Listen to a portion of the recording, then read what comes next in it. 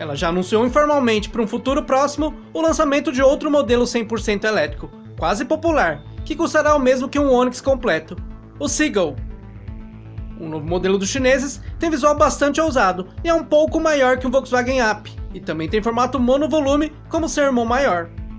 Compare os dois aqui nas imagens e nos diga qual cabe aí na tua garagem. Os dois são os principais candidatos a saírem da linha de montagem que um dia foi dos saudosos Ford Ka e EcoSport.